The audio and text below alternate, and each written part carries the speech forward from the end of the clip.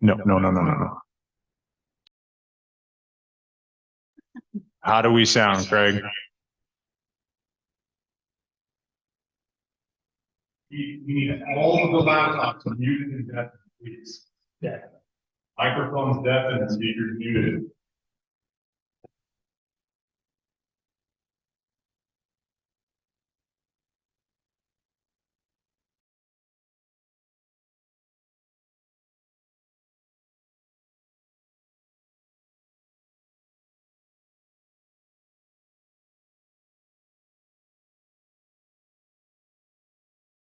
Wait, just push the button. Ready? Got it? Oh, shoot. Yes, almost. Yes. Okay. I'll call this meeting of the Ilwaco City Council for Monday, July 20. That's wrong. August, that's load minutes, excuse me. August 28th, 2023 to order. A flag salute. I pledge allegiance to the flag of the United States of America and to the republic for which it stands, one nation, under God, indivisible, with liberty and justice for all. Will the clerk please call the roll? Dave Thunder. is Present on Zoom. Margarita Colmore. Here. Jonathan Pittman. Here. Pat Lefson. Here. Gary Foreman. Here. And Mike Peck. Here. Okay. Approval of the agenda. Second. All in- I thought it was. What? Hey, Chief. Modifications by extracting the minutes from both meetings, August 15. And the reason we have the minutes not comport with what it is on the Ilwaco contract. Council rules of the section 24 and proper rule of ordinance 48. That's what it is. That's for the Point of order, Mr. Mayor. I could not hear a word that the council member Collimore was saying. Turn your mic on and bring it closer to you. Yeah, we need to turn them on. Hold down the button to turn them on. Okay. Dr. Condit, what I was saying is. Margarita, Oh. can you give me 1 second? Mr. Mayor, I move to call the question. Question? Point of order, Mr. Mayor. How Motion can and you a call a second. question one member has not heard? Well, yes, but We have them, yeah, go ahead. Margarita's point was the consent agenda, which is the next item. We have a motion and a second to approve the agenda. Yes, that is correct. In that case, I'm quite comfortable proceeding. Okay, the point is, rule. All in favor? Aye. Aye. Opposed? Hearing none. Okay, the consent agenda. There we go. And that is what I would like to move, that we extract. Another point of order, Mr. Mayor. Yes. In most parliamentary procedures, a single member cannot call a question or a closed debate. Only a majority of the legislative body can close debate. I don't think there was any substantial objection, but in case there were objection in the future, I'd like us to remind ourselves of parliamentary procedure. That's true. Thank you for the clarification, Thank you. Dr. Kunda. Thank you. We weren't debating anything. It was just that we were on the wrong item. Got it, and thank you. It's nice to be able to clarify when things are not as hot. Okay, So I would like to move to extract the minutes of July 24th and of August 14th from the consent agenda.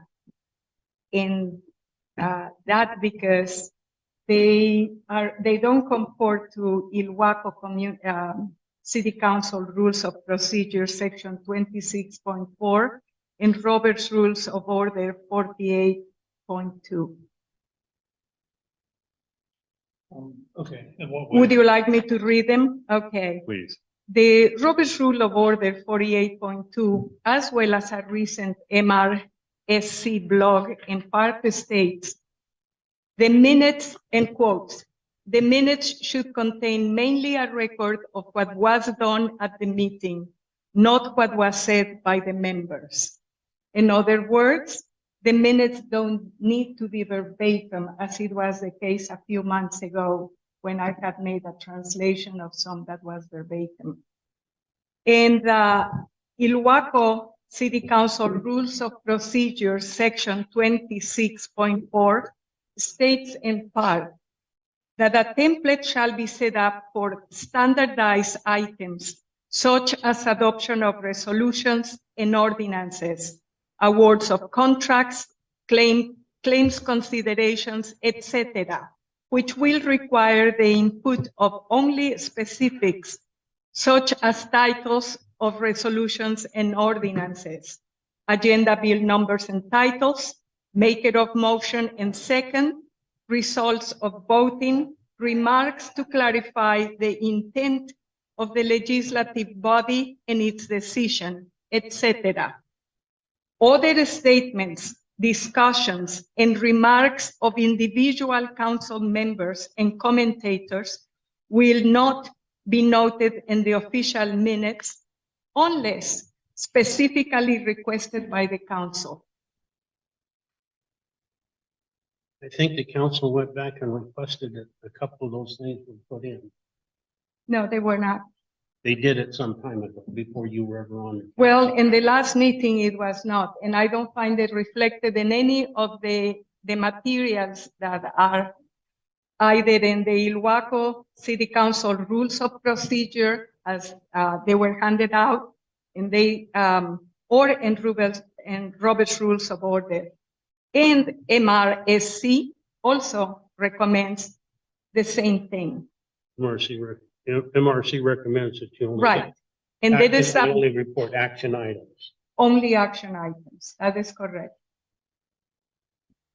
So what you want to see, you want to see everything taken out except for the action items?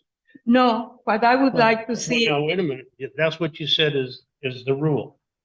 So if you're going to live by the rule, then you can't, but I've said some of these rules we changed. If we go into the details of the section, it goes in sections where it says that unless a specific item needs to be stated with a bit more of information, it is simply for clarification. And the minutes as we have them today are not simply for clarification. They are expounded. It's more farther. Later on, it says that, and I know that there has been a change in how the minutes are being reported.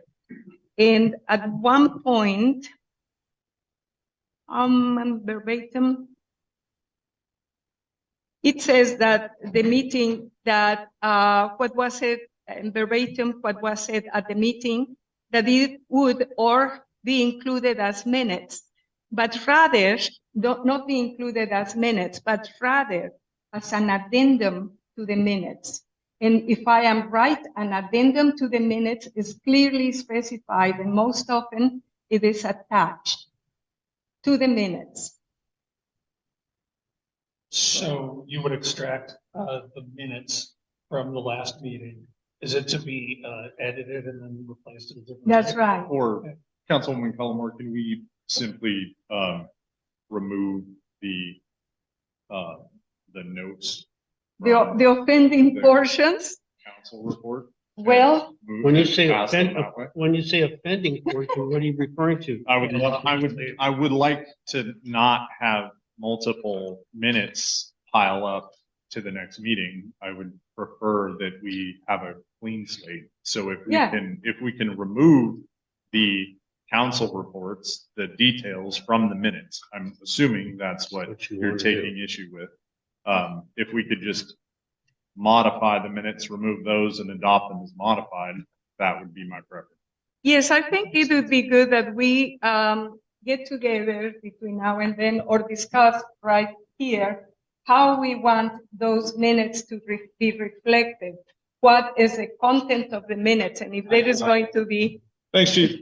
Have fun. by, and that there will be a resolution and council rules that will state how we can move to amend those draft minutes. And before that, what should be included in the minutes and what should not. Because if we see Robert's rules, let me see. Well, we overrode Robert's rules of orders with our rules of procedure. So our Right. rules and Robert's rules of order say that if you override them with your own rules, then you. Right, but so here. We would do it by our rules of procedure. Right, but here we have the minutes, what they should include, and there is a long list of items. What the minutes do not include is discussion, personal opinion, motions withdrawn, and entire reports. Rather, attach those reports to the minutes. Okay, so would we also extract the community comments? I don't know if they No, are, that's a simple yes. yes. So I would entertain a motion to extract on these 2 minutes, the reports, the counselors' reports, the mayor's reports, and guest citizens and guest presence reports, and attach them as an attachment. What you're saying. No, what I Yes, am saying, That's what you said it No, reads. well, let her Okay. no, that is not exactly. elaborate. Yes. What I am saying is, for instance, in the reports, we have the DRC, it goes into some details, but for clarification would be okay. The MIA report is also clear. Reports of council conduct had nothing to report. Collymore attended seminars. However, in other various meetings, I specify which ones, but that's okay. Commented on the kids and asked questions regarding the permit process of public hearing and the role of the examiner. So you want that removed? Mr. Quittner, no, that they are just stating what happened. Is a brief explanation, and I don't know what makes you laugh so much. So, but Mr. Lesnar. I'm trying to understand the difference. Yeah, Either with we a- don't, with a smile. either we don't understand, we either summarize, or we either don't provide, as you state, that our rules state, that we only list actions, and that all of the council reports and all of the citizen reports would be summarized as this individual gave a report. As we keep on reading in Point of order, Mr. Mayor. What? Point of order, he said. What's your point? My understanding is that the motion on the floor is to extract the previous 2 minutes from the consent agenda. It seems to me this discussion about what to do about the things we want to extract has gone well beyond what's necessary to consider whether or not to extract it. I have my own opinions about what we should do about it, but I think it's fairly clear that we should extract it, and I would hope we could proceed from that and then decide whether we are capable of deciding everything on all these questions about the minutes in one meeting. But I'd like to narrow it down as a point of order to that one question of do we extract or do we not extract? Thank you. I think that's a great idea. I don't think did we get a second to her motion? No. Second, No, we don't have a second to that motion, Dave. you do now. Okay. All right, I have a point to make. We are now under the current legislative rules of the council, correct? That's that we have in the book. It's a yes or no. That's Yes. I don't. so. To change something right now to fit what Councilor Collymore wants is actually a violation of our rules. Well, No, it's or if she believes that our current minutes violate those rules, which I can't disagree or agree with. I don't have the rules in front of me. That is what I'm sorry, go on. No, I mean, that's, Like, that's where I'm at. I don't have enough information to vote on it today. I don't either. Okay, I have If- to write them. Maybe you don't. I have to write these. So, and I Samantha don't wants even short. understand what. okay, here we have the city council rules of procedure, which clearly specifies that comments of personal opinions and comments of council members are not allowed. And if we see here on the second page on item 3, letter 4, there is a report that seems to have been submitted as part of the minutes. And I'm sure, Mr. Lesnar, you are perfectly familiar with that. And that is, it goes into details and even requests to pass messages from one person to the other. It goes into excruciating detail. And if we come to the minutes of August 14, we come even with a more detailed report, again on section 1, F1, small italic letters 4, where we have again an excessive detailed report as to who you have been in touch with, what details that are completely unnecessary in minutes. And so those are not part of the minutes. That is a detailed report that could be very well added as an attachment to the minutes, but not as part of the minutes. Those rules don't say what's necessary and what's not necessary. Point of information, Mr. Mayor, Councilwoman Cullimore, you stated that our rules and procedure prohibit discussion and opinion by council members. Can you state where you read that? I can tell you right now, Being Yes. reported in the minutes. and reported That in the is minutes. not what was stated. Would you like to read?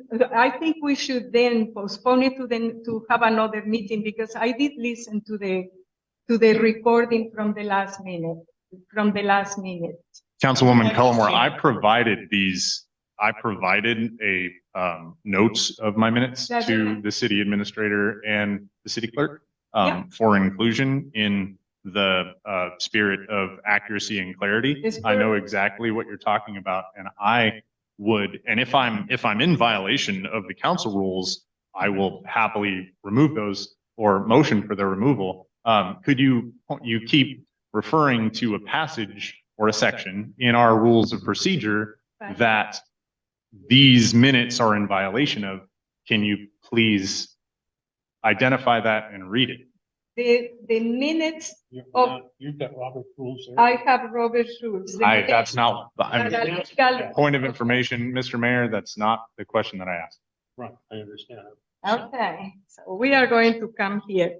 And it says it can be as an attachment, but the minutes are supposed to be the record of a living meeting, not of what we wish we could have said. Councilwoman Cullimore, again, I would ask you to point to me the section, clearly identify the section in our rules and procedure that identify the process we're supposed to follow when providing written report to be included in the minutes. Okay, section 26, preparation of minutes. And you begin with 26.1, and if anybody is ready to listen to me, I'll read them all. But I'm going to jump to 26.2, purpose of minutes. A sufficient record must be kept as furnishing evidence that the city council has complied with the law or rules by which it is governed. In fact, contained in the minutes are also treated as evidence in a court of law. So if that report that comes after the fact can be very well added to the minutes as an attachment, but not as a record of what was said, because I don't remember you going into the details that we have here, that I've been in touch, et cetera, et cetera. Councilwoman Cullimore, point of information. That's exactly the notes that I read during my council. Yes. Are we going to be including verbatim? That is. Is that what we are going to be doing in the minutes? Because if that is the case, why don't we have verbatim in the other? Because I reason was asked to provide, my council report was lengthy. I was asked to provide notes if I had them, and I had them, and I provided them. By whom? I can't recall. Well, Yeah. It was either the was mayor or the it clerk or the happened to be treasurer. in an email submitted by the city administrator, and an email which definitely should not be followed unless the council has prior to that accepted it. But I fail to understand why the inclusion of such detail violates our rules and procedure. That it says that right in there, it is stating that no comment by personal or otherwise commentary by council members. Let me tell you where it is. Please. No individual council members. The other statements, discussion, and remarks of individual council members and commentators will not be noted in the official minutes unless specifically requested by the council. Fantastic. Thank you. Now, what Matt did is part of his job. What that rule is referring to is when we're discussing an item here that we're going to vote on, that a council member that makes some wise crack or something, that won't be recorded, but the consensus of what he or she says are. Then And it's- let's apply it equally to all, and not just cherry pick, even if the cherries are rotten. We have been doing it this way since those rules were written. Then how Point come? of personal privilege, Mr. Mayor. I took that as an attack. No, it's not an attack. What I am Yeah. saying is that we cannot be cherry picking. We cannot cherry pick, regardless of how the cherries are, whether they are good or they are bad. We cannot be cherry picking and apply the rules to one person, to one council member in one fashion, and to another in a different one. So rather than getting into this lengthy discussion, why don't we set aside extract the minutes until we, the council, can get together and decide what for once and all is going to be included, because as I can see here, they are not in exact tune, and I don't see now my documents. Everything got shuffled. Oh. Okay, my God. it's, I am, call me crazy, but there's a lot that is being referred to that's being unsaid. Some of it is lost on me. What I would not mind saying is this becoming an agenda item that we discuss properly, and I would love to see an agenda with an item briefing, like we have for everything else, where there is, this is my topic, this is what I want the motion to say, and here's all my justification. It'd Mhm. make it a lot easier to vote Oh, absolutely. On what you said. whatever, for or against, you know what I'm saying? I would rather see the entire thing laid out and So you mean verbatim? an agenda item and all the briefing materials to support it. To support cutting down putting in the To agenda. support whatever your agenda item is. I'm not saying this is support of that particular, particular idea. I'm saying that if we're going to debate these things and whether or not they're supported by our rules, Robert's rules, or whatever, I would really love to see that all laid out in place so that we could discuss it with that knowledge in front of us. That's Is right. That does make I sense. think I should How- make it an agenda item. Then let's have that for the future as we set up those rules, Actually, because this is retroactive. This is before the fact, before we come to an agreement. And we are not going to be applying some agreement that we are making now to old rules, because not everybody has been given the same extension of courtesy. I get that argument, and I don't know specifically what's being referred to. I think that we could be here all night. That's We're right. getting into a discussion between two people. This was set up, this was done, the rules and regulations were done in a workshop. We set a couple of people aside to go out and develop these rules and regulations when we did it.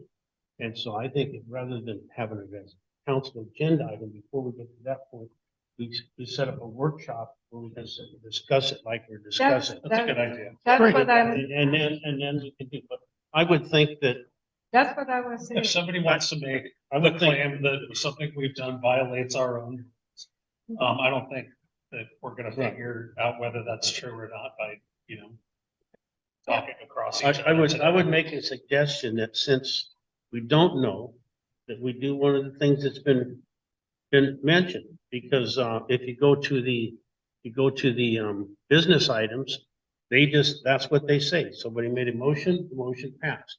So I would say that to pass these minutes, these 2 minutes, instead of stacking up three different meeting minutes where we're gonna fight over, that we pull and add as an attachment, which you said can be done. Yeah, We add attachments, all the council reports, the council reports and the mayor's report, and comments a citizen gets. Yep. We attach those to the minutes and pass the minutes as they stand until we have our workshop No. and make the decision.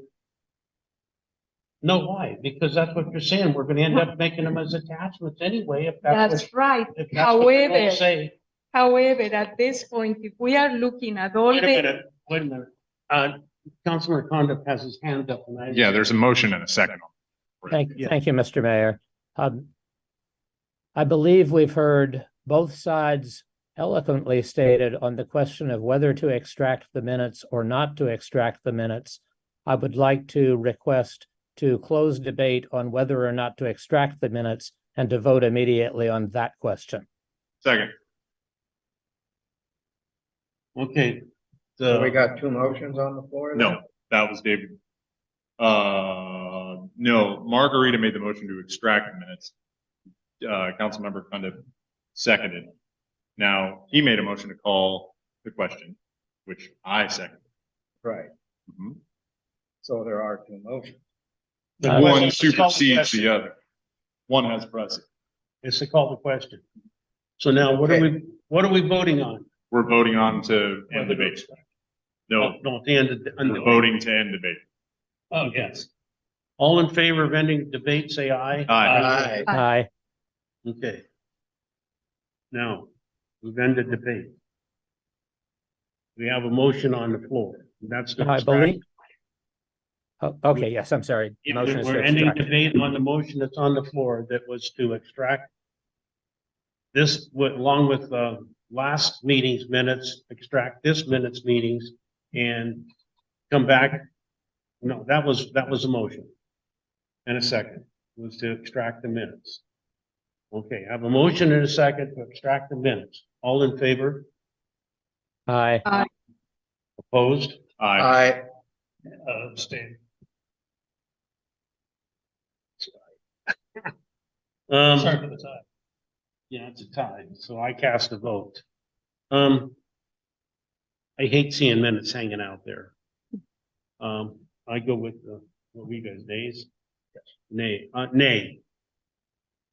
Mr. Mayor, I would make a motion to extract council reports, the mayor's reports, and comments of citizens and guests present, add them to addendums on the corresponding minutes, and pass the consent agenda as amended. As a point of order, I think effectively Councilmember Lesnow is hoping to amend the minutes that the majority has just voted against extracting. I don't see a mechanism for amending minutes without extracting them. I No, we can amend. disagree. We can amend agenda items without tabling them. We can amend discussion items. We can amend motions. We can amend content. I don't believe that we've amended agendas with minor corrections, or sorry, minutes and clarifications, and passed them before. Well, I think what Councilman Condit was saying, that since they're a consent agenda, we need to pull them out of the consent agenda to make the changes. Now, I'm not sure whether that's true, but I think he's correct here. Okay. I'm not sure. I can't say for sure, but I think, isn't that right, Councilman Condit? We can't make the changes unless we take them out of the consent agenda and change them. That is my understanding, Mr. Mayor. And if we wish to change the minutes, the mechanism would be at this point to reconsider the vote to extract, to pass the vote to extract, and to use that extraction to make whatever changes this body wants. I'm not taking sides on that. I'm simply stating what I think the parliamentary mechanism would be if Councilmember Lesnow wishes to have these minutes amended in that respect. I think you're right.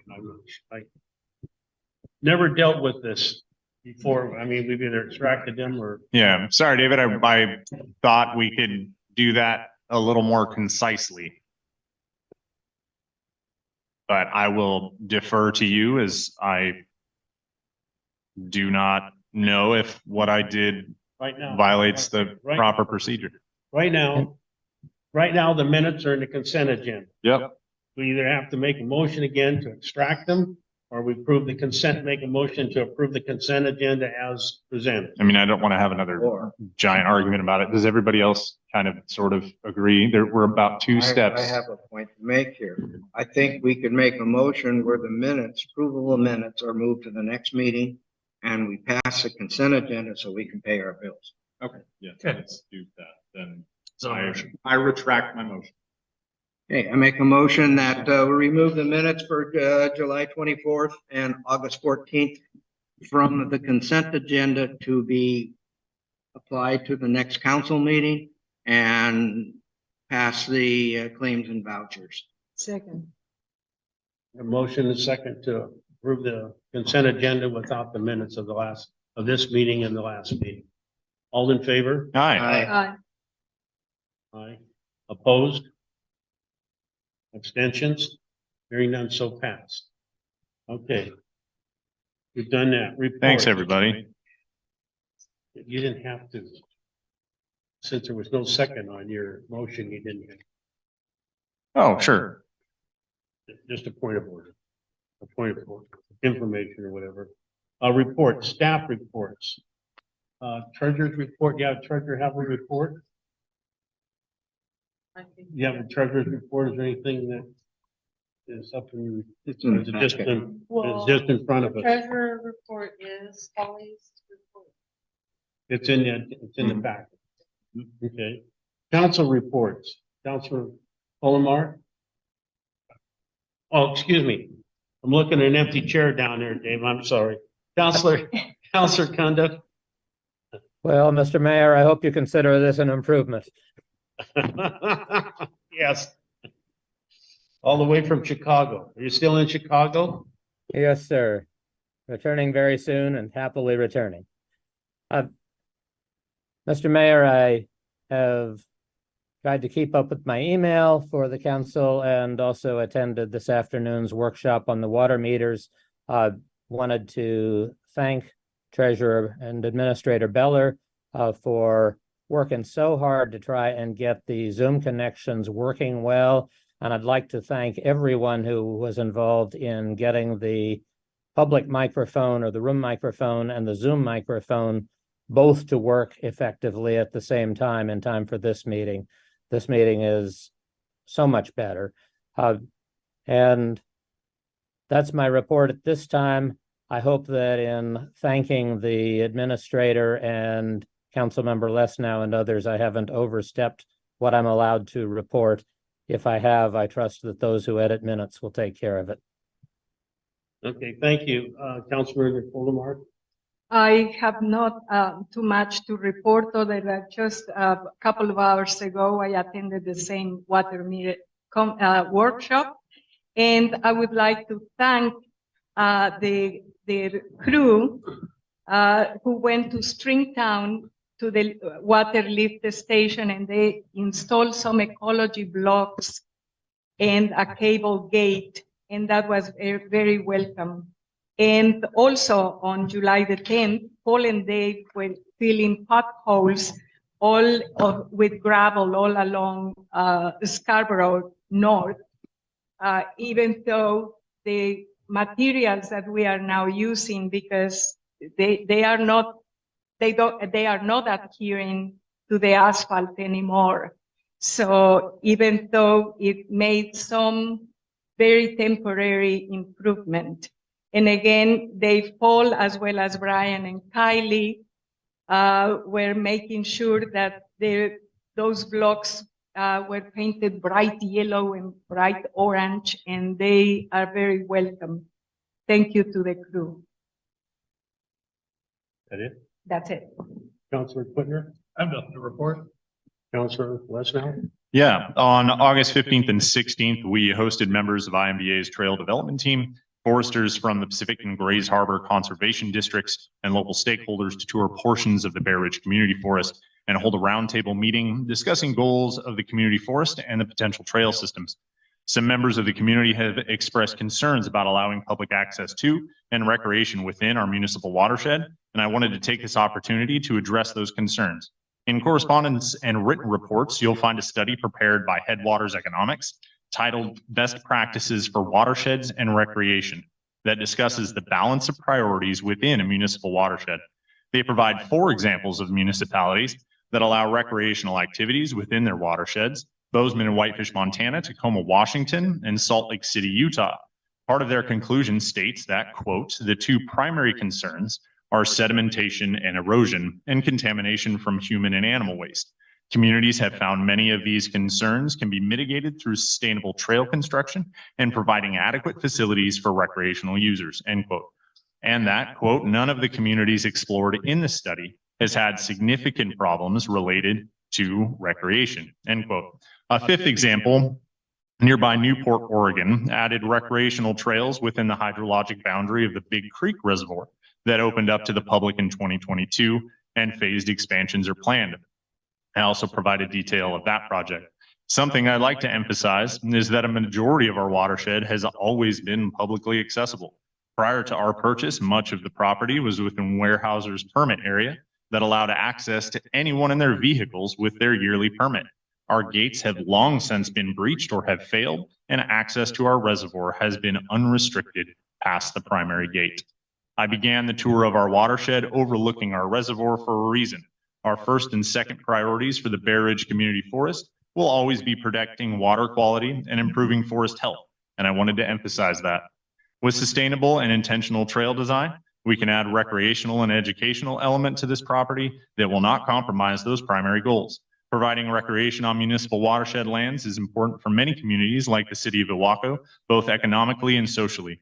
The opportunity for added value in public education, stewardship, and community support that result from allowing citizens recreational access to that property should not be dismissed.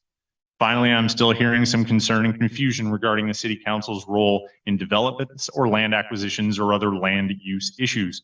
Our role is simple. It's a legislative one. We allow or disallow certain businesses or developments in certain areas of the city through ordinance, zoning, and our comprehensive plan. We act preemptively. We do not participate in the active process of permitting, nor do we have any say in private transactions. We don't get to deny or approve permits based on speculation and feelings or what we like or dislike. To do so would be unfair and unlawful. That's Councilor Porter. Well, mine's going to be short. I attended the auditor's closing findings on our federal grants that we've had. That was via the internet. And I attended the meeting today on meters here, so that's it. The mayor's report.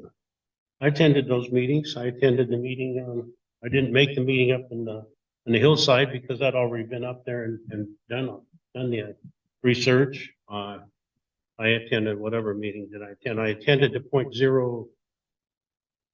the 0.1 sales tax for housing for the poor. And, I also did a bunch of research.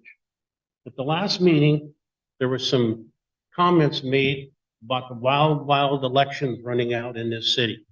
Well, it just seems that shortly after that, the next day, MRSC sent out a flyer that said election season tips and reminders. And if you read this, before certain people should make comments about wild elections, you should probably read RCW 42.17A.555 and probably all of that. It includes quite a bit. And from what was said from the pulpit here, I see nothing in that violates any of the election laws. Not only does it not violate the election laws, it does not violate the WACs, nor does it violate anything that Washington State Public Disclosure Commission, the PDC, has to say. I can make sure that this little flyer gets posted on the website. If anybody wants to read it, it's pretty simple and all. I'd amaze you. I could be sitting here. I was going to wear one. It says campaign buttons and pins. Campaign buttons, for example, in support of or against a particular issue or candidate may be worn by elected officials or public agency employees.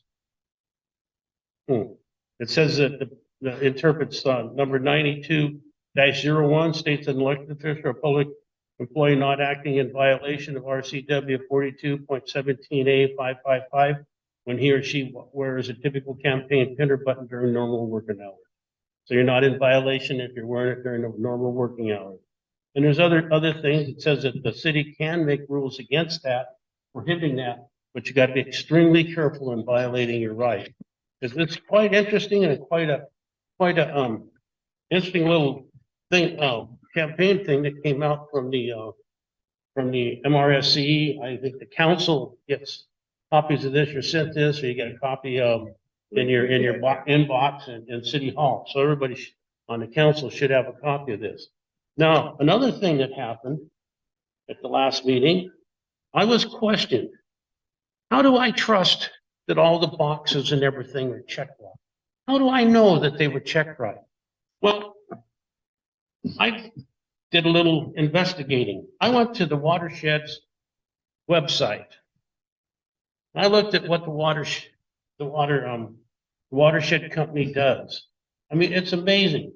When we first hired them, we did the same thing. We checked them. We checked them against many other companies to do our shoreline master plan. And I don't know if we ever did it for some planning and some other things. But if you look at their website, and I just pulled out a couple of small things about that said who they work for, the other people they do, some of their services, interpretive planning. And it gives a whole list of people that right now they're working for Pacific County, doing their shoreline master plan and some planning. They work for the state of Washington. They do a whole bunch of different projects out there. So, I mean, if I were going to trust anybody to make sure that all the boxes were checked and everything was done proper, I think we hired the Watershed Group as a very, very good company to make sure all this is done. And one of the things when we sit in this position, we as council members and the mayor don't know all the rules and everything. So we go out and hire professionals to check out. And the Watershed Group, like I say, you can go to their website, just Google Watershed Group, or I guess there's another one out there that you can hit up, said the Watershed, and you will see everything that they've done and they're involved in. They've got things out there. Then the next thing I was asked, and this is the way things are moving right now. The Watershed Group has gone to the point where they've asked us for a little bit more information, and at that point, it'll be passed on to the hearings officer, and then the hearings officer we'll hold a public meeting. And then after he makes his meeting and passes it and makes his stipulations, what they have, it'll go to construction. And in construction, you have the architect will make specifications that he wants to see on that building that will be done. And then the engineer will look at it and say, well, it's got to be engineered a certain way and there's certain rules you got to follow. And also there's a building code. The building code will have to be followed as that building is built. And also, Don, I'm sorry that you're the only one here. I brought my electrical code book. There's codes out there, plumbing codes, building codes, electrical codes, and this is just one of the books that the electrician will follow as he wires that building. So it's not like the building is going to fall down in 3 or 4 years because it didn't get built right. We have checks and balances all over the place. And like I say, this is the 2020 code. It's the one that we're wiring by right now. And the plumber, he has the 2020. I don't know which code he has. I don't know what cycle they're on. But that is how buildings are built. And that is the way this building is being built. And I hope I answered some of the questions that were floating around out there. And I see you've got a hand up there, Marguerite. Yes, yes, Mr. Mayor. In the last meeting, I was the one who asked. I didn't mention names. No, I know, but I am saying, I was the one who asked about who was responsible for checking, not necessarily that every box is marked and done, but who's checking for the accuracy and the veracity of those questions. And that was prompted, well, they are the ones who will take the liability and the responsibility in case that something is not true. Because like, just very basic, in the plats that were submitted with the SIPA application, the area that is covered by the project is not the one leased by the Port of Ilwaco to the foundation. The port cleared that up. The port has cleared it out.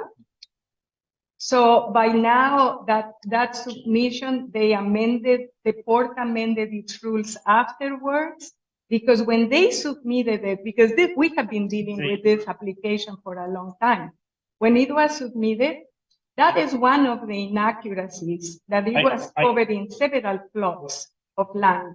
Point of order. I didn't bring this up to argue about anything on this project. I brought it up so people that didn't know would have an understanding. Okay. That the watershed group, they're going to check that our laws, the state laws, federal laws, and everything on the land is proper and correct. Yeah, But okay. Sorry. this is just a point of information. This is not for any arguing or anything. And then it goes to the hearings officer, and he'll make sure, and he might make some rulings. Then it goes to the building people, and they will make sure that it's built right.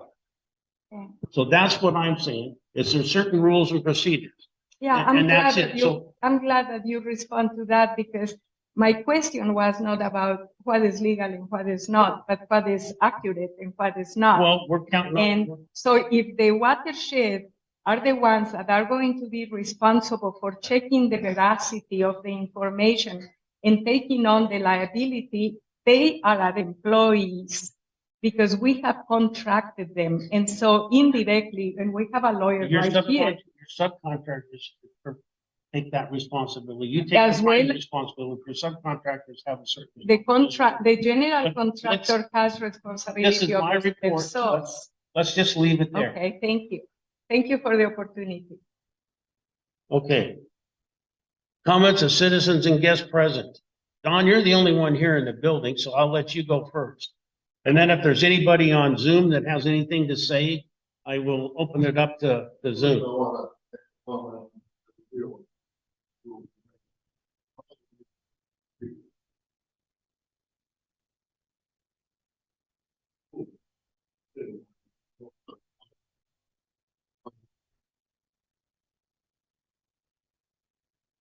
Point of order, Mr. Mayor, I can't hear. Don, Don, just a second, I don't know if the mic's on. Oh, Thanks, David. Oh, thank you. Tap, tap. Tip it up a little bit. Okay, do you hear me now? Tap it. It's on. Yeah, it's on. That's okay. I can hear you. Thank you. Okay. Yeah, what I want to talk about, and I've talked about it before, and I'll probably drive this into the ground, but You wouldn't be in the first. 1970, the mayor of this town decided to put in a project on Vandalia. I think he done Saholic before that, in Vandalia. He put the first 24 lots, those lots that could have an airplane on their private property. He extended that to 40 lots and later on 2 more lots for that. So there are 42 lots that you can keep an airplane on and taxi to the runway.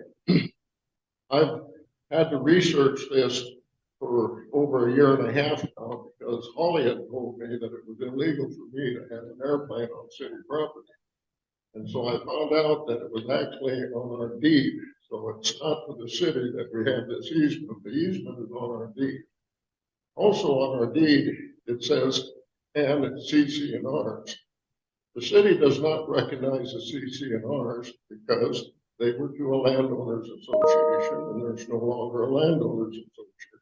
So the city says that they're not valid. I've had legal counsel on it and I found out, well, some are and some aren't. So what I want to try to do is take the CC&Rs and get them in the ordinances of the city, because that's where all the rules are as far as using these tracks. Now, originally they were numbered 1, 2, 3, and 4. They were changed to A, B, C, and D. A, B, C are all ponds, and yes, the landowners around those ponds are responsible for the maintenance around those ponds. The city does not take care of that. The city has never taken care of track D, which does have a pond, but it's not recognized as a pond because somebody dug it there, and I can't find out who did that. However, it's obvious that pond floods that house occasionally.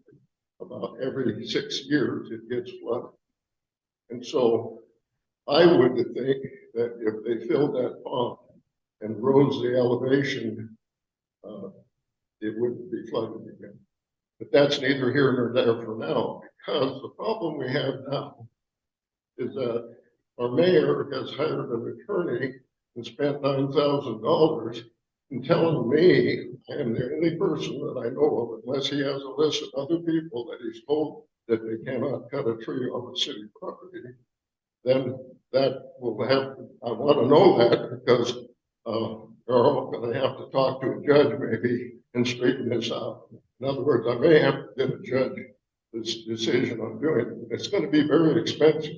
And I really don't want the taxpayers to pay it. I don't even want them to pay the $9,000 that they paid. You know, I don't want to be responsible for that. All I'm trying to do is say that the property that's in front of me, I would like to take the trees off and maintain it as a taxi pay. And originally, that's what it was for. Now you say, oh, you can go straight to the runway. Yes, but I'm a pilot. And as a captain, I'm sure Mr. Casanelli knows, when he puts people on that boat, he is responsible for those people, for their safety.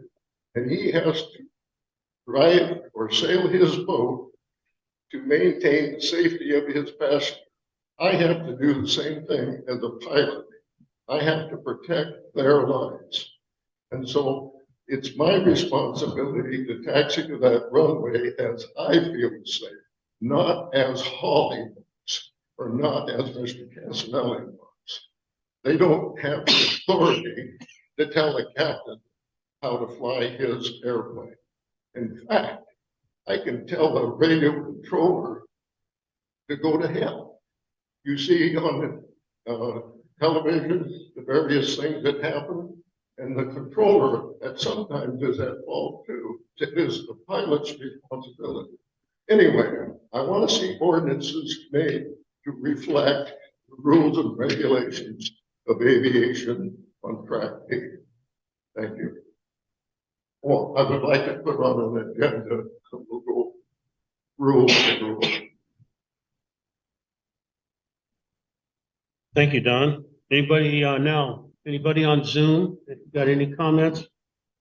Anybody, anything to say? No comments from the public on Zoom? Debbie Maggio. Yes, go ahead. I tried to attend the meeting this afternoon, and I can't tell you what it is with such joy that I was able to attend the meeting tonight. Thank you, thank you, thank you for getting the system working. I know there are still bugs, for example, Don not knowing how to turn on the mic in front of him.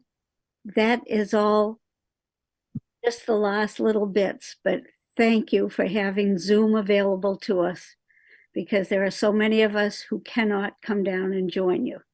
Thank you, thank you, thank you.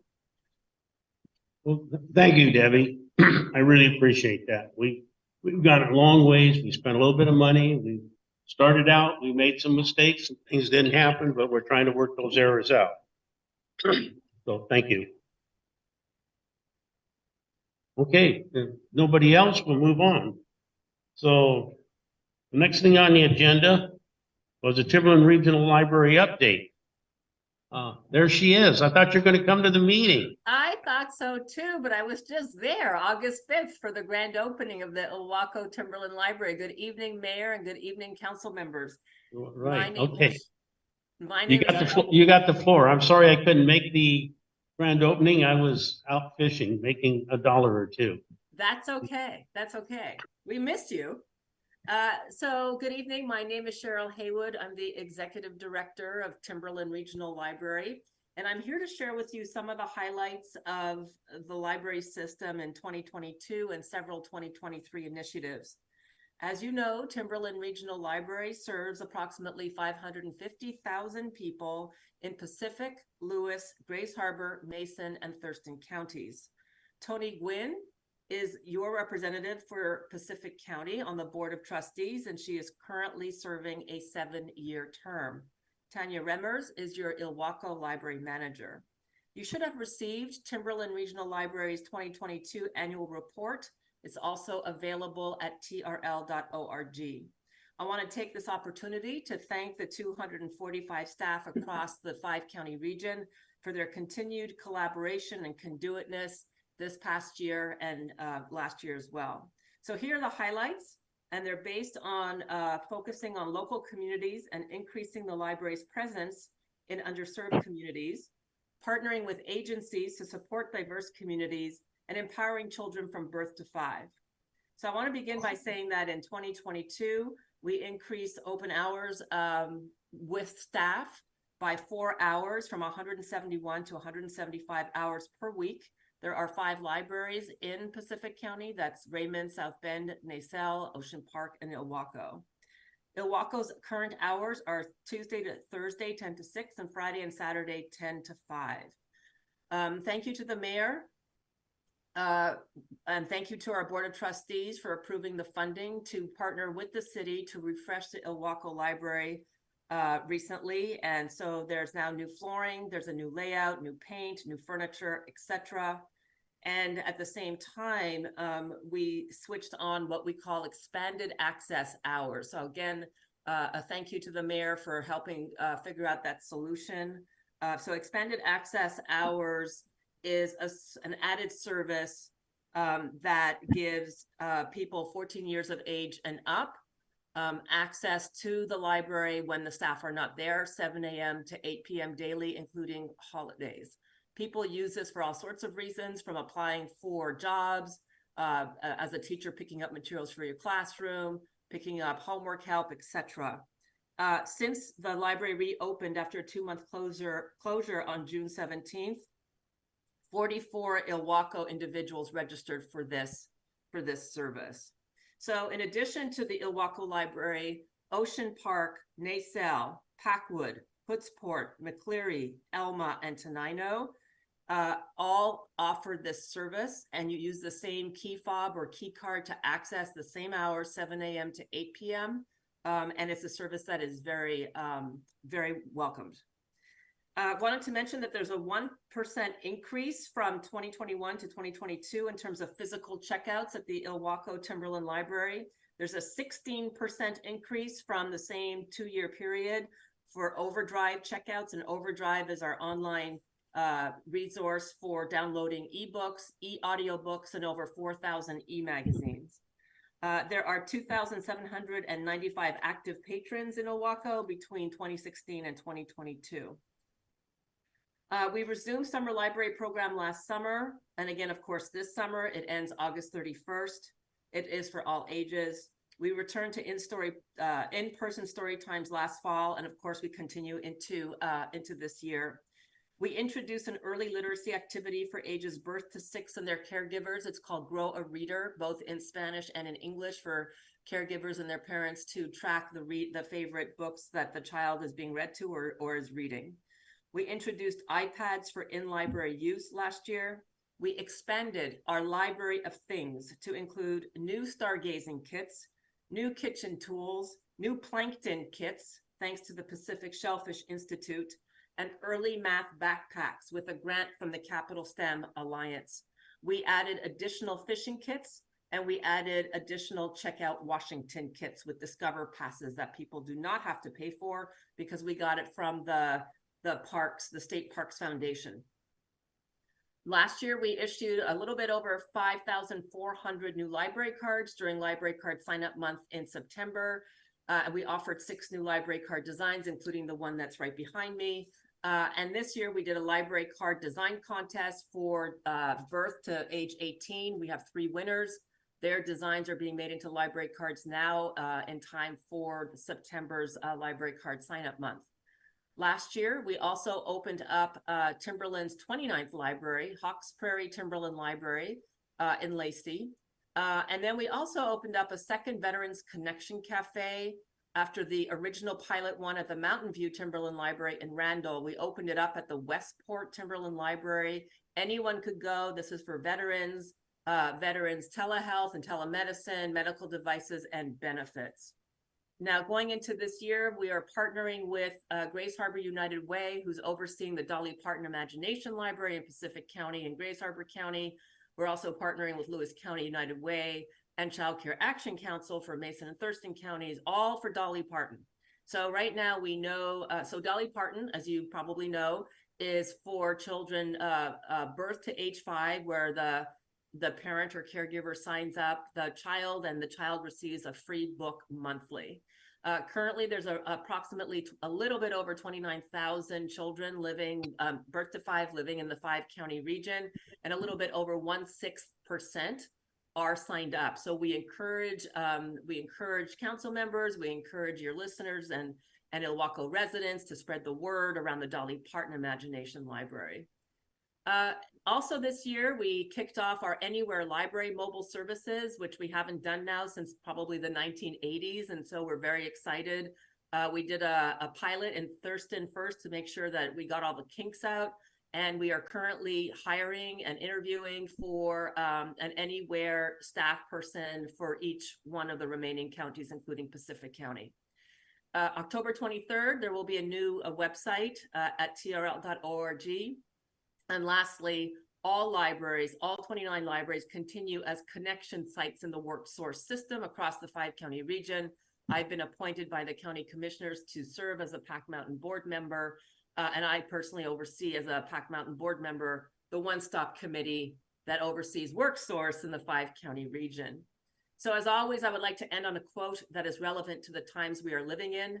Libraries will get you through times of no money. Better than money will get you through times of no libraries. Thank you again for this opportunity. Do you have any questions? Thank you, Cheryl. Anybody have any questions of Cheryl? It was a hand, Dave. I don't know how to put the hand. It was. Thank you for sharing all that information. A lot of it came in very fast, and I heard some Ilwaco specific statistics that were not in our packet, or at least were not obvious in our packet So I'm wondering if you can pull some of the Ilwaco specific statistics, Ms. Haywood, out and allow us to put them in a subsequent public packet for council members and the public. The second thing I'd like to focus on is the Dolly Parton Imagination Library. If you could arrange to have full information on that sent to city officials and hopefully circulated to us as council members. We might have ideas on specifically how to publicize it once we see what the information is more specifically and how it's packaged. I recently saw something on Facebook about some rich people send themselves to the moon. Others send children into their imaginations, and specifically giving Dolly Parton a shout out for her willingness to use her resources to benefit children. We should all try and do that more. So thank you so much for your presentation. If you can help follow through with some of those, and if we can make that information available in more detail to council members, I think we'll be able to do an even better job of promoting this wonderful library that we have. I miss some things about the old library. I also note the open design that seems to be a focus of many of your libraries now. And the feedback I'm getting is mixed. Some people really hate what they lost in the refresh in Ilwaco, and other people are really excited about seeing the opportunities for groups, classes, and community events. So it's a mixed bag on that. I cannot tell you that everything I hear is positive, but I can tell you that there are a lot of folks who want to support the general concept of an open library. So thank you so much. We appreciate so much that the library is there, and appreciate your comment about money and libraries and the relative value of the two. Thank you. Thank you. I do have the numbers. I have the specific numbers. Do you want them tonight or do you want me to email them? Email them? Go ahead and email them and we can post them. Okay, and then I will send you 3 links because we have information about Dolly Parton on the Timberland website. Then there's information on the Grace Harbor United Way website. And then there's also information at the state level. So I'll send you 3 links for that. Okay, I see one other hand up. Josh Phillips, do you have a question or comment for Cheryl? Yeah, just a comment. Sometimes we take things for granted, and I just wanted to thank you. We've had several people come in the shop that live locally that had never been to Cape Disappointment State Park because of the cost restriction associated with the Discover Pass, and sending them your way in order to get that has been something that's pretty cool. And like I said, something that I maybe have took for granted that everybody had been there, but not everybody had. And I just wanted to thank you for that opportunity for those that might not be here today to personally thank you. Thank you. I have one question for you, Ms. Haywood. So do you remember when you were the Olympia Timberland manager and I was the guy that came and sold books at the author events? I do not. I'm so sorry. It's okay, but that's my question. Real softball one. I don't. Don't feel bad. Small world. Okay, thank you very much for coming and giving us the update. We really appreciate it. Thank you very much. Okay. Moving on. The next the clerk has something for everybody is the cybersecurity policy. Okay. This is something like Gary said, Forner said that we attended, I attended along with Holly and Gary came in. The auditors. Mr. Mayor, point of order, or point of privilege, I can't remember which is the appropriate one. If this is not public information, wouldn't it be appropriate to adjourn to executive session? No, that's not. We can't discuss this. We either vote on it or no. We can read it and then vote on it. We don't have to. Okay, I still don't believe that's appropriate, but Well, this is presented to us by MRSC. I'll read mine at the office. Right now, I don't think. If you want to come in and read them, make corrections. I or mean, if whatever. if this isn't, I don't want to take up any more time, tonight if we don't have to. If this is not time sensitive, did not have the, time today to come in and read this, as I intended to, but I intend to in the future. If we can, postpone this, so we all have time to review, at City Hall, that would be my preference. Yeah, well, this was suggested last audit by the cycle by the Understood. auditor's office. Yeah, but if we cannot take it home and No, we you have can't to take read it. it and we have to read it here, I think we need longer than the couple of No minutes. problem, there's no per problem. hour. Okay, the next thing on the, Dr. Condit has a question. the next, oh, Yes, You have a- Mr. Mayor.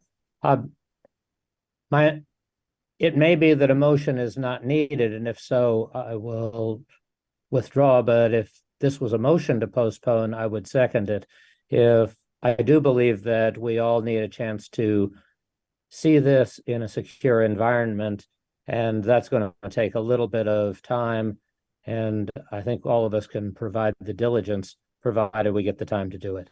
this was just a suggestion by the auditor. This was, that everybody's doing, and that, like they say, are kept comfortable like government agencies to further protect their systems. Yep. And that's the big thing, big item right there. And it's, no, we can look it over, can't take them home and go over them, but we can certainly come into City Hall and make, and staff will put together any changes that you guys think to be made. So, We don't have to, we can just. okay, We can just. it'll move be, on. It'll be moved on then. It'll be moved on. I Yeah. don't think we have to make a motion to move it on or anything. We're just not acting on it tonight. Okay. Because we want more information. Okay, The federal, other comment, Mr. Mayor, which I don't think requires a motion, is that if this meets criteria for an executive session, I hope the mayor will consider calling one. If it doesn't meet criteria, then we cannot. But if we can, I think there are benefits to discussion in this group. I think we benefit from each other's presence and each other's thoughts, and sometimes we're smarter than each of us put together, than the individuals put together. We're smarter as a group. I So understand. if we can, please give us that opportunity. We'll check with the attorney. Sure thing. Okay, the next one, and this was something that got a statement that we need to do, and that is the federal procurement and conflict of interest policy. We do this, but we don't do it the way the auditor wanted us to do it. So we have I think a one page, if you go forward, background, as part of the city's response to the recent single year federal and physical audit, the city needs to adopt a federal procurement and conflict of interest policies. The resolution complies with the uniform administrative requirements, cost principles, and audit requirements for federal awards in Title II of the Code of Federal Regulations. So we pretty much wrote this to comply with federal regulations. We've been following the state regulations, but the federal auditing for the federal auditor says, no, don't work for us. You have to follow our rules, even though they're different from the state, and the state might be more restrictive. You still have to have exactly what we want in there. And so this, you can see it. It says, using uniformability to an employee solely because of their position for personal profit gain or advantage. And all employees of the city shall comply with city, state, and federal statutory requirements regarding purchase of materials or services. The following practices are specifically forbidden so as not to create a conflict of interest. And I think that's pretty much the whole statement. What you see, those 1, 2, 3, 4, 5 bullet points. That was pretty much a direct copy from CFR. Yes. So you want to, I don't think this requires much. If we want to move it on to business tonight and pass it. Motion to move to business. Second. I have a motion and a second to move to business. All in favor? Aye. Opposed? Hearing none, we're now in business. I will accept the motion. Mr. Mayor, I move to adopt resolution 2023X, federal procurement and conflict of interest policy for the city of Ilwaco. Second. Have a motion and a second to accept the 2023 X federal procurement and conflict of interest policy for the city of Ilwaco. All in favor? Aye. Aye. Opposed? Marguerite raised her hand. You didn't see it. Oh, I'm sorry. No, I said I'm for the- Opposed? Hearing none? Did Dave raise his hand? Yes. Oh, got it. Abstentions? Hearing none? So passed. Okay, the next thing on is Batting cage. Yeah. sole source batting cage. According to the MRSC, Pioneer Contracting Requirements tool, the city must use formal competitive bidding to purchase equipment over 15,000. The batting cage system is estimated to cost 17.5. RCW 39.04.280(1)A allows agencies to waiver competitive bidding if purchase is clearly and legitimately limited to a single supplier. Examples include licensed, copyrighted, and patented products or services that only one vendor provides. I don't know how you, Mastodon Engineering batting cage system is a trademark product only sold by Copper Top Enterprises, Inc. and its subsidiaries. So, you know, we have a templating grant of $25,000 that we use for this purchase, and I'm going to tell you, they're going to love that batting cage. They haven't had one. They've had a pitcher, so I think stand that the pitcher stands behind and pitches. You know, and they have a I think they purchased or they have a mechanical pitcher. Yeah, this is great. Thank you to the Parks and Recreation Commission for keeping this project moving forward to phase 2 of the Ilwaco Park renovation. And a sincere thank you to the Templin Foundation for their generous match. Oh, yeah, here. You know, when I was looking at moving down here, which I did at the end of 2014, I Googled where the nearest batting cage was. And I was disappointed. Marguerite, you have to dispose this as a public open meeting and under the rules of. Yes, sorry. I was deleting his voicemail. If you're texting somebody, that's part of the meeting. No, You have no, to no, I dispose. was deleting his voicemail. Let the record show that it was inter-council action. Yes, pro batting cage. Let's vote. I move to business. Second. That's all right. I have a motion and a double second to move this to business. Mr. Mayor, Yes, Mr. Mayor, yes. I think there are two questions here, and it seems the reason this is coming to us is to declare a vendor as sole source. And there are very few products anymore that somebody hasn't patented some piece of it. That, I believe, is not the criterion for the sole source designation. The sole source designation would be appropriate where there was no other way than a sole source of getting something that will do something that other comparable products won't do. And it's not clear to me that this particular batting cage has been evaluated by Parks and Recreation and found to do something that other comparable products won't do.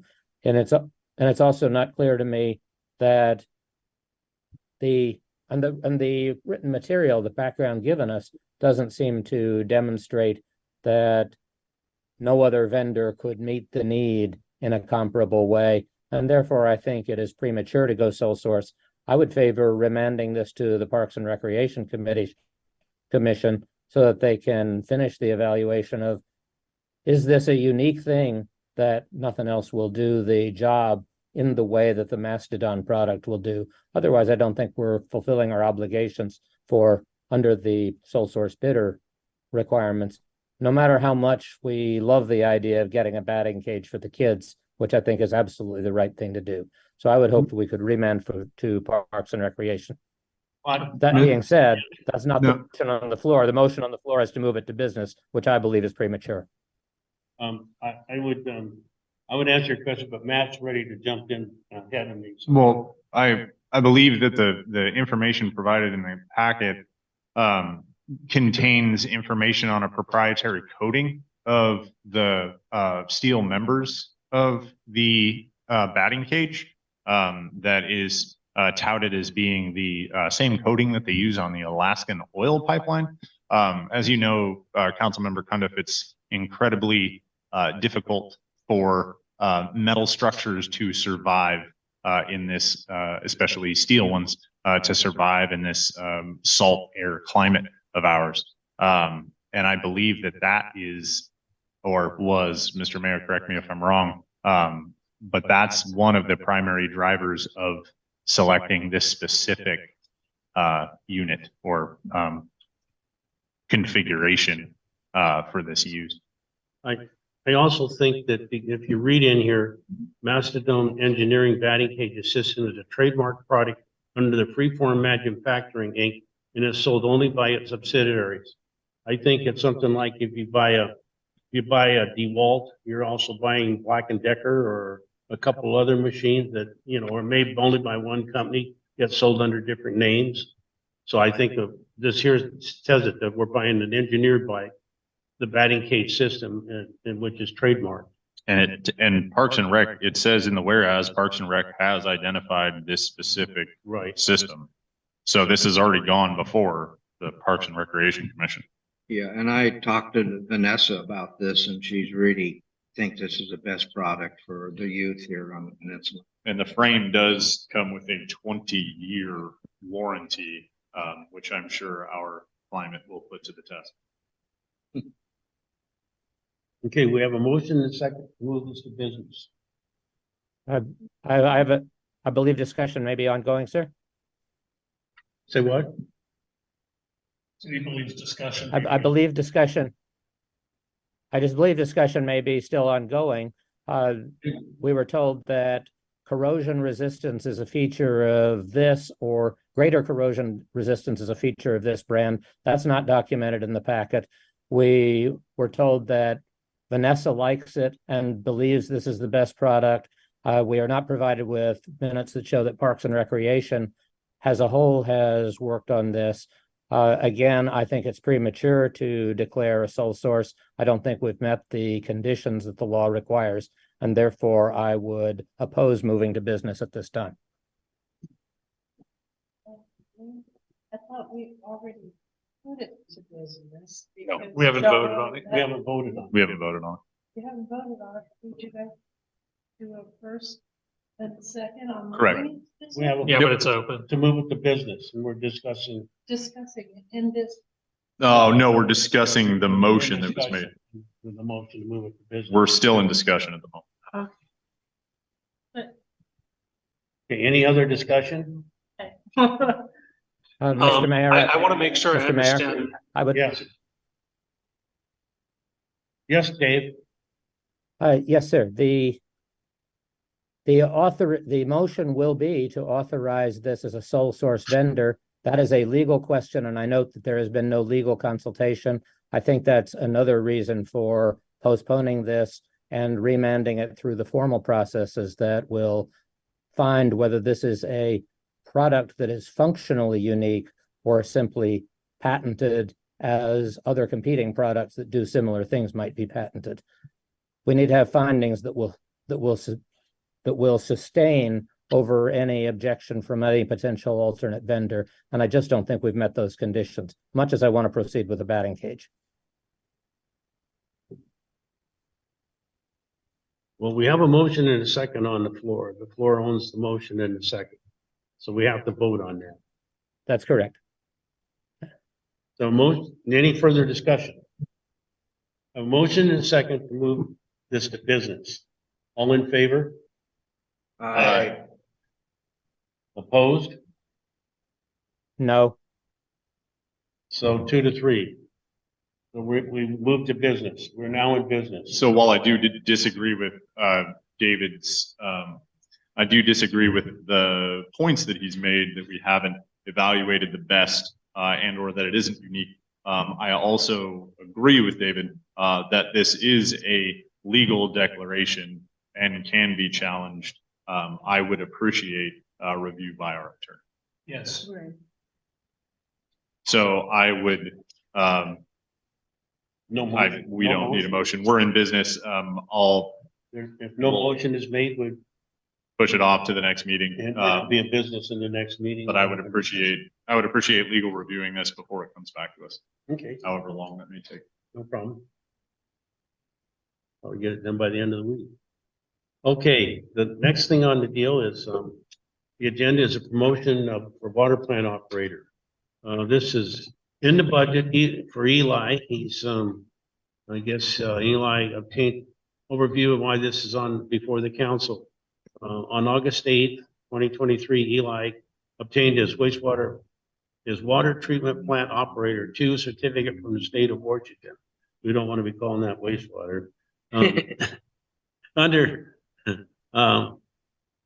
specific details for the pros and cons, excuse me.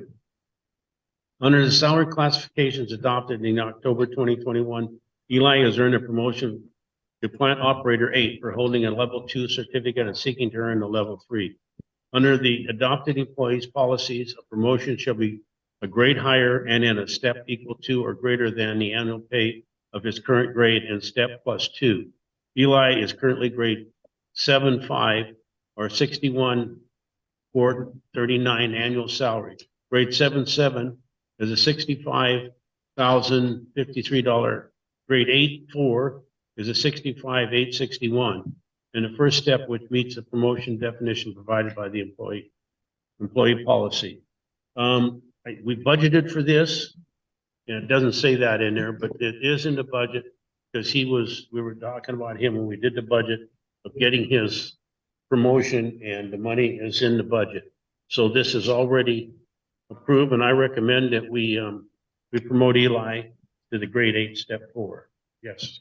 I'd make a comment to our city administrative staff. One instance, I believe, about 2 years ago, back to back, we identified numbers of promotions that were, or proposed promotions that were outside or did not meet the criteria listed in our employee handbook or the salaried and position descriptions. I would like to thank our administrative staff for since then, including that breakdown and the step-by-step showing the appropriate grade and the math on that. So thank you very much. Mr. Mayor, I would like to say that I believe Eli Schaefer deserves this. He's one of our hardest working employees, and he's very proud to keep our water the best on the peninsula. Yes, we have very good water. So I'll make a motion to move the promotion of the water treatment plant operator to business. Second. A motion and second to move the mayor's recommendation to promote Eli Schaefer to grade 8, step 4 on the 2023 pay table of August 8th, 2023. All in favor? Aye. Aye. Aye, okay, we're in business. Do I have a motion? Mr. Mayor, I move to approve the mayor's recommended promotion of Eli Schaefer to grade 8, step 4 on the 2023 pay table effective August 8th, 2023. Second. A motion and second to accept the motion. All in favor? Aye. Opposed? You're in favor, right? Councilor Condiff, I asked for opposed about saying. Yes. Yes, but I was also in line to speak and wasn't recognized. Right. To comment fully on this would require me to issue an evaluative statement about the performance of a city employee. So I will simply say that I am very, very enthusiastic about this move. Thank you. I'll let him know. Okay, motion to adjourn. Who to adjourn? Oh, we're adjourned.